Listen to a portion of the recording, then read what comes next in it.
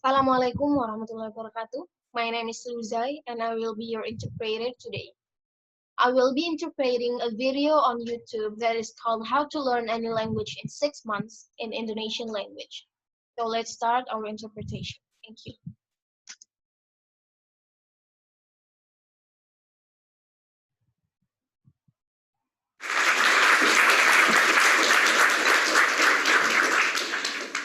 People at the back, can you hear me clearly? Orang-orang di belakang, dapatkah kalian mendengarkan saya dengan jelas? Okay, good. Oke, bagus. Have you ever held a question in mind Apakah Anda pernah memikirkan sebuah pertanyaan for so long that it becomes part of how you think? untuk waktu yang lama sehingga menjadi bagian dari cara Anda berpikir, Maybe even part of who you are as a person? bahkan mungkin menjadi bagian dari diri Anda sebagai seorang individu. Well, I've had a question in my mind for many, many years, and that is, how can you speed up learning? Nah, saya punya pertanyaan dalam pikiran saya selama bertahun-tahun, yaitu bagaimana Anda mempercepat pembelajaran. Now, this is an interesting question because if you speed up learning, you can spend less time at school. Nah, ini pertanyaan yang sangat menarik, karena jika Anda mempercepat pembelajaran, Anda dapat menghabiskan lebih sedikit waktu di sekolah. And if you learn really fast, you probably wouldn't have to go to school at all. Dan jika Anda belajar dengan sangat cepat, Anda mungkin tidak perlu pergi ke sekolah sama sekali. Now, when I was young, school was sort of okay, but Jadi, ketika saya masih muda, sekolah memang cukup baik, tetapi I found quite often that school got in the way of learning. saya cukup sering menemukan sekolah itu menghalangi cara belajar.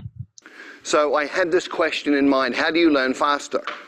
Jadi saya punya pertanyaan ini, bagaimana Anda belajar lebih cepat? And this began when I was very, very young. Dan ini dimulai ketika saya masih sangat-sangat muda. When I was 11 years old, I wrote a letter to researchers in the Soviet Union asking about Hypnopedia. This is sleep learning.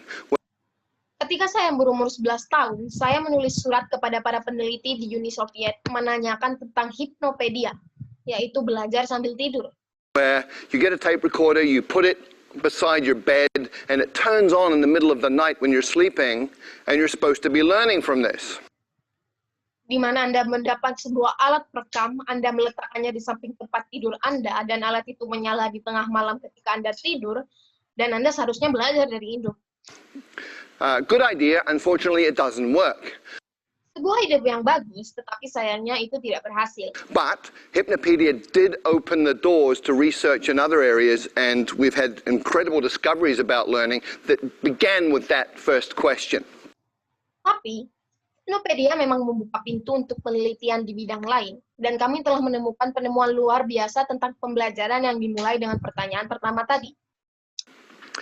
I went on from there to become passionate about psychology, and I have been involved in psychology in many different ways for the rest of my life up until this point.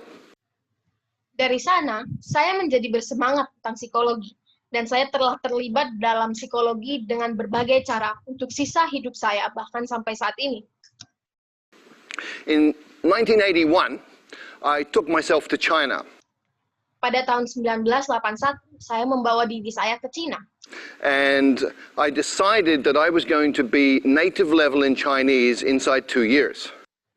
Dan saya memutuskan bahwa saya akan menjadi penutur asli dalam bahasa Cina dalam 2 tahun.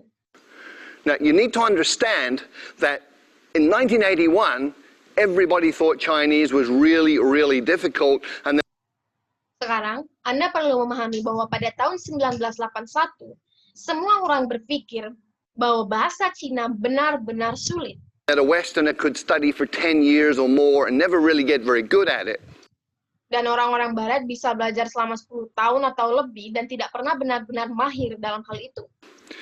And I also went in with a different idea, which was taking all of the conclusions from psychological research up to that point and applying them to the learning process. Dan saya juga masuk dengan ide yang berbeda, yaitu mengambil semua kesimpulan dari penelitian psikologis sampai saat itu dan menerapkannya dalam proses pembelajaran. What was really cool was that in 6 months I was fluent in Mandarin Chinese. Yang benar-benar keren adalah dalam 6 bulan saya fasih berbahasa Mandarin. And it took a little bit longer to get up to native. Dan butuh waktu sedikit lebih lama untuk memahami yang asli. But I looked around and I saw all of these people from different countries struggling terribly with Chinese. Tapi saya melihat di sekeliling saya, dan saya melihat semua orang-orang ini dari berbagai negara berjuang keras untuk belajar bahasa Cina. I saw Chinese people struggling terribly to learn English and other languages. Saya melihat orang-orang Tionghoa berjuang keras untuk belajar bahasa Inggris dan bahasa lain. And so my question got refined down to how can you help a normal adult learn a new language quickly, easily, and effectively? Dan pertanyaan saya disaring menjadi, bagaimana Anda bisa membantu orang dewasa normal belajar bahasa baru dengan cepat, mudah, dan efektif? Sekian dari interpretasi saya. Wassalamualaikum warahmatullahi wabarakatuh.